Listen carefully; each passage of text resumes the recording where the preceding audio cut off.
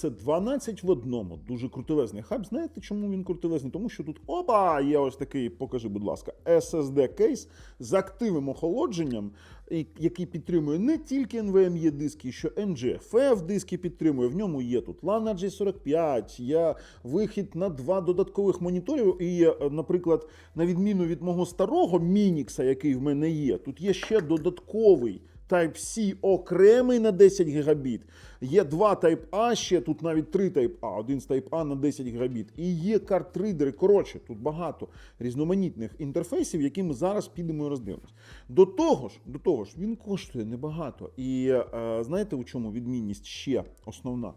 Тут начебто все було круто. І Minix, він навіть вже не використовується. В ньому покажи, будь ласка, почав тріскатись кабель. А тут дріт в нас Type-C на Type-C, і я можу використовувати окремий дріт, я можу його замінити. Тут немає додаткового джерела, додаткового виводу екрану, виходу, немає Type-C окремого, і вже для мене такий, знаєте, він застарів. До речі, я використовував такий хаб від Ugreen, і він 40 гігабітний, все начебто прикольно, але тут немає ні портів, нічого. Кришка прикручувалась, тому я її зняв, бо мені так дуже незручно міняти диски, так? І до того ж, 40 гігабітна, а толку, який диск може заганяти до 40 гігабіт? Це якийсь PCI-Express X4, PCI-Express 4X4, так вибачте, ставити такий диск коштовний у зовнішній карман, це просто, не знаю, кощунство якесь. А тут в нас все збалансовано. І от що робити? От в мене, наприклад, ноутбук. Я хочу під'єднати 2 екрани. Чим я його під'єднаю? Таким? Та ні. І таких хабів, знаєте, скільки на AliExpress? А цей хаб може 2 екрани і з основним екраном робити не просто віддзеркалення, він може робити 3 різних екрани, але якщо у вас тільки віндовий варіант, бо на маках це не працює, там працює трохи по-іншому, зараз ми це обговоримо. І дивіться, тут куці, скажімо так, інтерфейси, 2 Type-C-шки, Type-A на USB 2 і все, і маленький microSD картридер. Чим його розширити? Як сюди доставити ще SSD-шку, якщо тут одна маленька, вона надтонка, і ти нічого не додаси, а сюди аж 8 терабайт можна впихати. Так, є і такі негативні сторони, як я це вважаю, не критично негативні. Це активне охолодження, ти його чуєш. Воно не дуже гучне, але ти його чуєш, хоча воно розумне і буде вимикатися у такі моменти, коли не використовується на постійно диск. Оця магнитна кришка, вона мене трохи дратує, хоча мені зручніше, тут я викинув ту кришку, не знаю. Мене трохи бентежить, що вона може кудись загубитися. Ну і нагрів. Вони так по маркетинговому там написали про температуру, але ми все з'ясували повністю. 61-62 градуси максимально на NVMe дисках, і це не критична температура, це у межах норми, верхньої межі норми, це при постійному використанні прямого читання. Якщо ви використовуєте NGFF диск якийсь, то він зовсім грітися не буде, бо NGFF трохи інша технологія. Тому давайте так, ми зараз йдемо, розпакуємо, і я вам покажу наглядні тести цього девайсу. А потім повернемось, зробимо висновки, а ви, будь ласка, підпишіться, натисніть дзвоник. І у опису під цим відео, звісно, є посилання на перевірених продавців. І не тільки на таку версію, бо дехто з вас може сказати, що тут є ж на AliExpress дешевше, але про це ми поговоримо далі.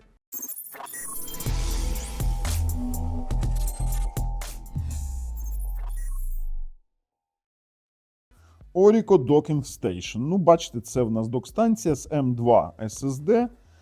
Відразу це у нас M2 P11 модель. У нас вона з цинковим покриттям, ABS пластик плюс цинк, USB-C на 10 гігабіт, і є підтримка NVMe і NGFF, і плюс порти по 10 гігабіт, а 2 Type-A по 5 гігабіт. При тому, що усі порти HDMI DisplayPort 8K30 чи 4K60 Гц. Давайте подивимось, що там у нас.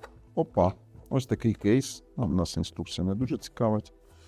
За кейс окреме, дякую, бо коли транспортуєш такі речі, вони досить вразливі.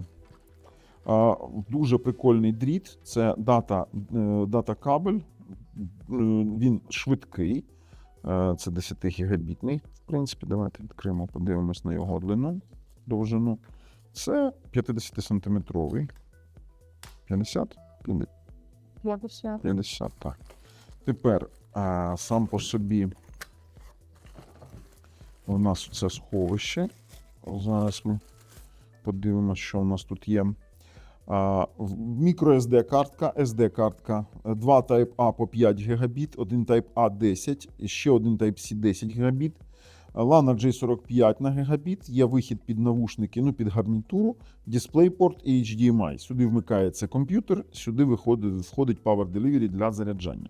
Тобто мій оцей Minix скоро піде вже на спокій. Тепер оця кришка, вона на магнітах, на неодімових, вона не випадає, нічого.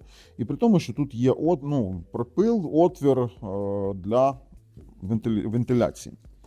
Також в нас є ось така система охолодження, а тут у нас є 3 кріплення. Де третє? А ось воно. 3 кріплення для, так, чуть не загубив, для монтажу SSD-диску. І будемо використовувати Orico для таких дійств. Давайте під'єднаємо. Є 3 термоінтерфейси, це прям топ, що один замінний, бо один ми кладемо знизу на пластину, один зверху. Давайте відразу. Оп. Що у нас? Сюди він піде. До речі, його потрібно обгризти. Щось дуже великий. Мабуть, не дуже стало. Та ні, тут з краю не можна, бо воно буде чіпляти це кріплення. Так от зробимо. О! Ідеально, ідеально. Воно для цього і зроблено. Що ти зробиш? Таким чином. Раз. І замонтували. Тепер зверху йде товстий термоінтерфейс. Бачиш, товстий, він більш цікавий. Я б знімав наліпку з SSD. Но, знаєте що, зняття наліпки завжди дає зняття з гарантії. Є такий момент. І на таких защілках все.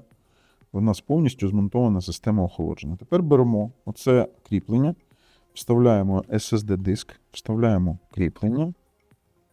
Таким чином. Оп. І вставляємо сюди і прогортаємо. Все, диск замонтований. При тому, що тут всередині ще активне охолодження. Ось тут знаходиться. Давайте зараз вже підемо його підключимо, будемо тестувати. Як же ми його під'єднали? Дивіться, LAN J45 на 1000 Мбіт. Це в нас HDMI ми під'єднали до 4К 60 Гц джерела сигналу, прийомника. Тут в нас саме під'єднання до Type-C, це Thunderbolt 4 у моєму ультрабуці. Є живлення, покажи, що живлення є. Якщо ми вимикаємо, то в нас живлення зникає. Якщо вмикаємо, до речі, це Power Delivery до 100 Вт і спокійно воно пробрасує. Все, добре. З цим добре. Поставили, що? Ні, зараз з'явиться. Поставили карточку на 170 МБ на секунду SDXC V, яку 30-ту? Так, V30. Тут звичайні 5 гігабітки. І що це? Це ми під'єднали ще один SSD, це 40 гігабітний Ugreen, щоб протестувати 10 гігабітний порт. Тобто він видасть нам більше, ніж є. І, звісно ж, наш SSD-шник від Orico, який ми сюди приєднали. Давайте так, ми зараз перейдемо і подивимось на самі результати тестів. І так ми дивимось. Orico MP OM2 P11 USB-C дисплей, понаписували $67. І ви можете сказати, стій, так там же ж є за дешевше, не за дешево, а за дешевше. Так дешевше, просто піде. І ви будете праві, бо є за 53, мабуть, бакси, але це не 12 в одному. Це модель M2P9, і вона відрізняється тим, що тут лише один вихід без дисплей-порту, і немає виходу на саме навушники 3,5 на гарнітуру. А є за 30 баксів, там зовсім нічого немає. Там немає ні LAN J45, і там один порт, і, звісно, навушники. Така обрізана версія, і ще й без активного охолодження. Бо оці версії, я, до речі, на всі 3 версії кидаю вам у опису під цим відео посилання. Бо ці 2 версії старших, вони з активним охолодженням, прям наголошують на цьому. Бачите, 12 до 1 і ще, бачите, активний кулер. Який, до речі, чутно. Чутно не сильно, десь там краєм вуха ти чуєш, але воно є. Triple screen, 3 екрани. Відразу кажу, це не означає, що тут 3 виходи відео, це означає, що тут 2 виходи відео, враховуючи один монітор, і можна організовувати тройне відображення, чи експанд, чи міру, це мається на увазі відзеркалювання, чи розширення можливостей. 8 ТБ NVMe NGFF, Transfer Speed 10 Гбіт, і вони тут прямо розписують, що там, якої швидкості, але це ми з вами вже проходили на розпаковці. Що нам потрібно розуміти? Як працює режим Triple Screen? На Вінді працює, наприклад, основний екран ноутбука, а 2 – це окремі екрани. Потім це ABC мод, так званий. ABB мод – це підтримується і на Вінді, і на Mac-системі. Це коли на вашому ноутбуці основний екран, і 2 окремих, вони зеркальні. І є AAA мод, 3A мод, це підтримується на Вінді, на macOS, де в нас 3 екрани однакові. На жаль, режиму ABC для Macів немає, не завезли. До речі, як і 8К, які тут є. 8К в одноекранному режимі на 30 Гц йде, і 8 ТБ підтримується. Тепер які ключі можна використовувати? M-ключ, BM-ключ і BK. BM-ключ підходить, а BK-ключ він не підходить, це такі окремі диски. Підтримується типу розмір від 2230 до 2280, і 42, і 60, тож нормально все. Ну і USB 3.2, 10 гігабітний, суперспід. Розумний кулер, до речі, він вмикається в залежності від температури, і алюмінієвий цей корпус. Вони заявляють про 51 градус, трохи збрехали, бо я поясню. Справа у тому, що це в нас на поверхні SSD хітстіку, хітсінку, оцього, ну саме на самому алюмінієвому цьому радіаторі. Третє, зелене – це наружний алюміній, має таку температуру, а це магнітна кришка. Тобто вони не кажуть температуру самого диска. Ну, є як є. Тому ми зараз перевіримо, скільки нагрівається цей диск. Тепер далі, що в нас ще тут? Ну, показують про ергономіку, що він підходить і для смартфонів, наприклад, там під'єднати, звісно, без монітору, без нічого ви можете під'єднати, хоча монітор він детектить, коли я під'єдную до смартфона, до Google Pixel 10 свого, він відразу показує, що там є режим ПК, і спокійно ви можете працювати з ним як для режиму ПК. Можна під'єднувати до iPad, до ноутбуків, тобто є така сумісність з Windows, з Android, з Linux і macOS. Ну і в принципі все. Давайте зараз відразу тестувати. До речі, в нас є спідтест. Ми відразу стартуємо LAN RJ45, цей, який тут є. І на завантаження буде трохи менше, ніж гігабіт, десь буде пів гігабіта, бо в нас зараз мережа, тут гігабітна лінія, конкретно на цей ноутбук йде гігабітна лінія. На вивантаження буде, мабуть, гігабіт, бо у нас тут і хмарки синхронізуються, викачуються, і деякі роботи, там лисичка працює. О, до речі, бачите, на вивантаження, будь ласка, чистий гігабіт. Тобто порт чесний, нормально. Все, подивимось. Для того, щоб тестувати швидкість портів, ми будемо використовувати не портів, а, наприклад, того самого SD-картки. Це 128 гігова SD-картка. Ми стартуємо пряме читання і пряму запис. Саме вони цікавляться, просто-напросто максимально передаюча швидкість для такого інтерфейсу. І чекаємо на результат. 91 мегабайт – це не мегабіт, це мегабайт для картки. Це дуже хороший показник, бо в мене, наприклад, на оці, на Мініксі, від якого я відмовляюсь, такий самий показник приблизно. Тепер далі, 83 на запис. Це нормальний, класний показник, і ті, хто займається, наприклад, фотографією, відеозйомкою, вони знають, що це нормально, класно. Якщо ти хочеш більше, то це тільки вбудований якийсь SD-картридер, може у ноутбук там внутрішній, фірмовий, може там читати до 130, 150, 170 МБ. Такі зовнішні, вони так і читають. Як перевірити нам сам диск? Ми просто через Crystal Disk Mark запускаємо тести, і давайте відразу будемо дивитись на температуру. От, пряме читання, пряму запис, мені цікаво. Грівся в мене диск, ну тут ще ж від диску залежить, який диск, як він побудований. Тут більше ніж 62-63 градуси нагріву я не мав при дуже тривалих тестах.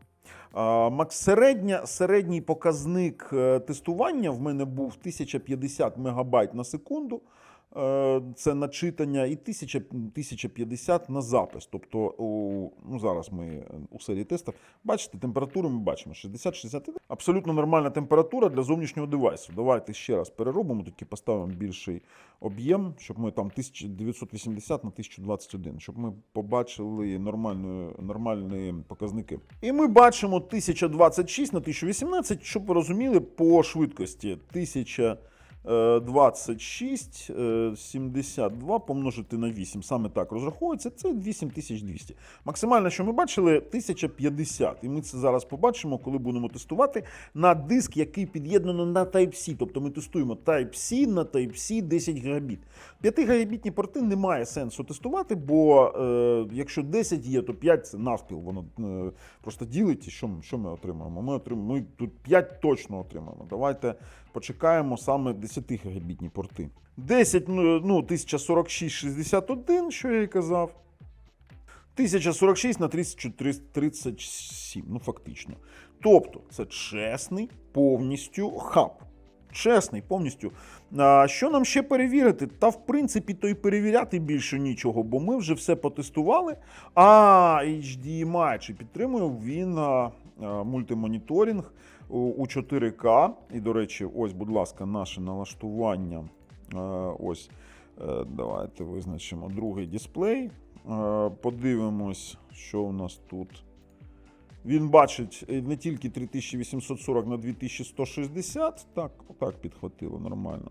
Він бачить ще й 3840 на 2160, він бачить ще й 4096 на 2160, тобто повний 4К. Чи буде працювати 4096, я не знаю, бо в мене такого немає. Давайте ми подивимось на температуру. В мене такого монітору немає.